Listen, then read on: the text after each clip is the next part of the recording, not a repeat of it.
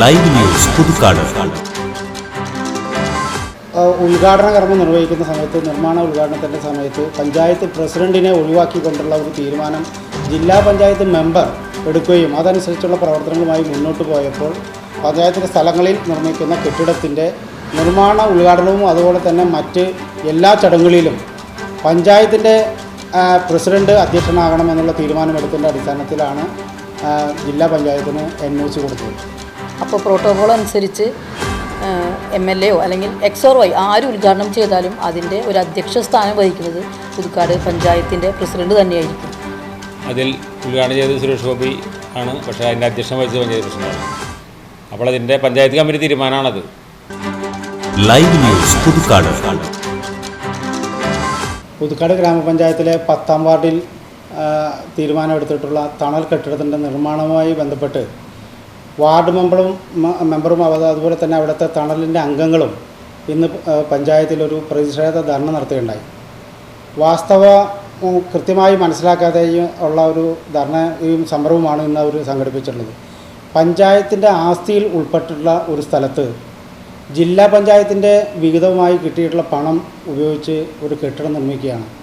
പഞ്ചായത്ത് ആസ്തിയിൽ നിർമ്മിക്കുന്ന മുഴുവൻ കെട്ടിടങ്ങളെയും അതുപോലെ തന്നെ മറ്റ് സ്ഥാവര ജംഗമ വസ്തുക്കളുടെയും അവകാശം പഞ്ചായത്തിനുള്ളതാണ്.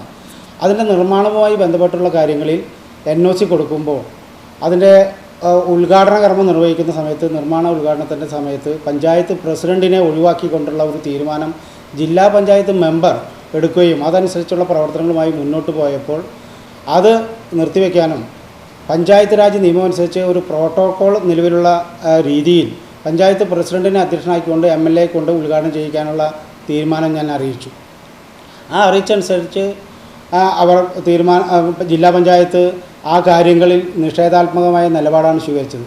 ജില്ലാ പഞ്ചായത്ത് മെമ്പർ അധ്യക്ഷയായിക്കൊണ്ട് ഉള്ള ഒരു തീരുമാനത്തിലേക്ക് പോകും എന്ന് എന്നെ അവർ ഫോണിലൂടെ വിളിച്ചറിയിച്ചു. ഈ അവസരത്തിൽ പഞ്ചായത്തിൻ്റെ അടിയന്തര കമ്മിറ്റി യോഗം ചേരുകയും ആ കമ്മിറ്റിയിൽ വെച്ചെടുത്ത മെമ്പർമാരുടെ ഭരണസമിതി അംഗങ്ങളുടെ പരിപൂർണമായ അംഗീകാരത്തോടു കൂടി ഒരു തീരുമാനമെടുത്തു. ആ തീരുമാനം എന്ന് പറയുന്നത് പഞ്ചായത്തിൻ്റെ ആസ്തിയിൽ നിർമ്മിക്കുന്ന പഞ്ചായത്തിൻ്റെ സ്ഥലങ്ങളിൽ നിർമ്മിക്കുന്ന കെട്ടിടത്തിൻ്റെ നിർമ്മാണ ഉദ്ഘാടനവും അതുപോലെ തന്നെ മറ്റ് എല്ലാ ചടങ്ങുകളിലും പഞ്ചായത്തിൻ്റെ പ്രസിഡന്റ് അധ്യക്ഷനാകണമെന്നുള്ള തീരുമാനമെടുത്തതിൻ്റെ അടിസ്ഥാനത്തിലാണ് ജില്ലാ പഞ്ചായത്തിന് NOC കൊടുത്തത്. ആ NOC ഇപ്പോൾ കൊടുത്തിട്ടുള്ള NOC ഇവിടെ ഈ കയ്യിലിരിക്കുന്നത്. ഈ NOC പ്രകാരം ഈ കെട്ടിടം പണിയുന്നതിന് യാതൊരു തടസ്സവും ഇന്ന് നിലനിൽക്കുന്നില്ല. കാരണം NOCയിൽ പറഞ്ഞിട്ടുണ്ട്, പഞ്ചായത്തിൻ്റെ സ്ഥലത്ത് ജില്ലാ പഞ്ചായത്തിൻ്റെ പണം ഉപയോഗിച്ച് പണിയുന്ന കാര്യത്തിൽ ഒരു തടസ്സവും പറയുന്നില്ല. അതിൻ്റെ ഉദ്ഘാടന കാര്യങ്ങളിൽ നിലനിൽക്കുന്ന നിയമമനുസരിച്ച്, അതിൻ്റെ പ്രോട്ടോകോൾ നിയമമനുസരിച്ചും പഞ്ചായത്തിൻ്റെ പ്രസിഡന്റ് അധ്യക്ഷനാകേണ്ടത് ഉള്ളതുകൊണ്ടാണ് ആ കാര്യം ഉന്നയിച്ച് ആ കാര്യം സൂചിപ്പിച്ചുകൊണ്ട് കത്ത് കൊടുത്തിട്ടുള്ളത്. അത് കെട്ടിട നിർമ്മാണവുമായി എന്താണ് ബന്ധം? അത് രാഷ്ട്രീയപരമായി അതിനെ കാണുകയും രാഷ്ട്രീയമായി തേജോവധം ചെയ്യുന്നതിനും അതുപോലെ തന്നെ അധികാരത്തെ ദുർവിനിയോഗം ചെയ്യുന്നതിനും വേണ്ടി ജില്ലാ പഞ്ചായത്ത് മെമ്പറുടെ ശാഠ്യത്തിൻ്റെ അടിസ്ഥാനത്തിൽ ആണ് ഈ നിർമ്മാണ പ്രവർത്തനം നിർത്തിവെക്കാൻ ഇടയായിട്ടുള്ളത്. ഞാൻ പ്രിയപ്പെട്ട MLA ഈ കാര്യങ്ങൾ സൂചിപ്പിച്ചു. അപ്പോൾ MLA പറഞ്ഞു, ഇങ്ങനെ നിർമ്മാണ ഉദ്ഘാടനം നടത്താൻ ഞാനില്ല, അതുകൊണ്ട് ആ ഉദ്ഘാടന കർമ്മം മാറ്റിവെച്ചോളാനായിട്ടാണ് തീരുമാനമെടുത്തത്. വീണ്ടും ഞാൻ വിളിച്ചു പറയുകയും പഞ്ചായത്തിൻ്റെ എഞ്ചിനീയർമാരാണ്, LST എഞ്ചിനീയർമാരാണ് അതിന് മേൽനോട്ടം വഹിക്കുന്നത്. പഞ്ചായത്ത് രാജ് നിയമം അനുസരിച്ച് കേന്ദ്ര സർക്കാർ, സംസ്ഥാന സർക്കാർ, ജില്ലാ പഞ്ചായത്തുകൾ, ബ്ലോക്ക് പഞ്ചായത്തുകൾ, CSR ഫണ്ട് അടക്കമുള്ള വിവിധങ്ങളായ ഏജൻസികളൊക്കെ പണം തരുന്നുണ്ട്.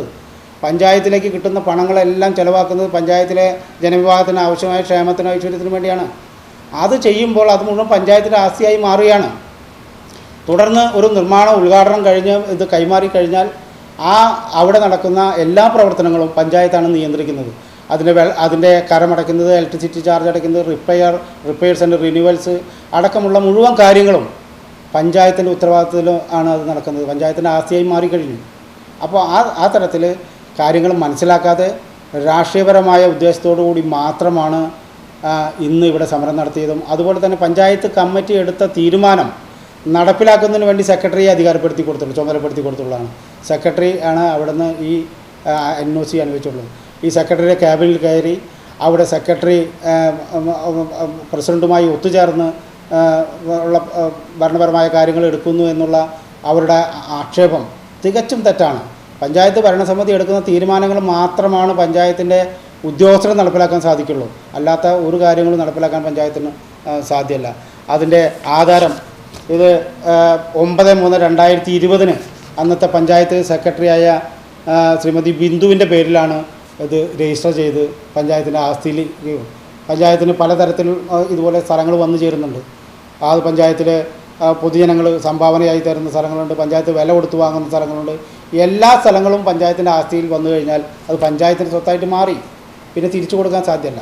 അപ്പോൾ ഇത്തരത്തിലുള്ള സമരങ്ങൾ രാഷ്ട്രീയ ഉദ്ദേശത്തോടെയും പ്രത്യേകിച്ച് ഒരു പൊതു തെരഞ്ഞെടുപ്പ് നടക്കാൻ പോകുന്ന ഈ അവസരത്തിൽ ഇത് രാഷ്ട്രീയപരമായിട്ടുള്ള ഒരു ലക്ഷ്യം വെച്ചുകൊണ്ടുള്ള തെരഞ്ഞെടുപ്പ് ഒരു സമരമായിട്ട് മാത്രമേ ഇതിന് കാണാൻ പറ്റുള്ളൂ. ഒരു ന്യായവും ഈ സമരത്തിലില്ല എന്നുള്ള കാര്യം അറിയിക്കുന്നതിന് വേണ്ടിയാണ്. പഞ്ചായത്ത് പ്രസിഡന്റ് പറഞ്ഞതുപോലെ തന്നെ പഞ്ചായത്തിന് വിട്ടുതന്ന സ്ഥലം എന്തായാലും പഞ്ചായത്തിൻ്റെ അധീനതയിൽ തന്നെയായിരിക്കും. അപ്പോൾ പ്രോട്ടോകോൾ അനുസരിച്ച് MLA അല്ലെങ്കിൽ XOY ആര് ഉദ്ഘാടനം ചെയ്താലും അതിൻ്റെ ഒരു അധ്യക്ഷ സ്ഥാനം വഹിക്കുന്നത് പുതുക്കാട് പഞ്ചായത്തിൻ്റെ പ്രസിഡന്റ് തന്നെയായിരിക്കും.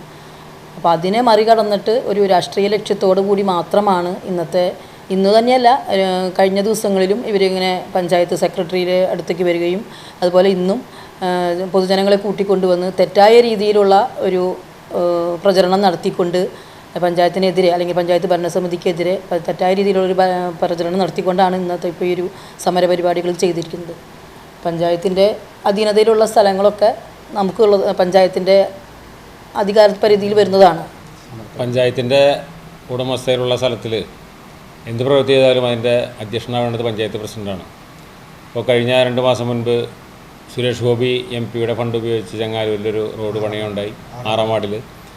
അതിൽ ഉദ്ഘാടനം ചെയ്തത് സുരേഷ് ഗോപി ആണ്, പക്ഷേ അതിൻ്റെ അധ്യക്ഷം വഹിച്ചത് പഞ്ചായത്ത് പ്രസിഡൻ്റാണ്. അപ്പോൾ അതിൻ്റെ പഞ്ചായത്ത് കമ്മിറ്റി തീരുമാനമാണത്, പഞ്ചായത്ത് പ്രസിഡന്റ് കൊണ്ട് അധ്യക്ഷം വഹിക്കുന്നുള്ളത്.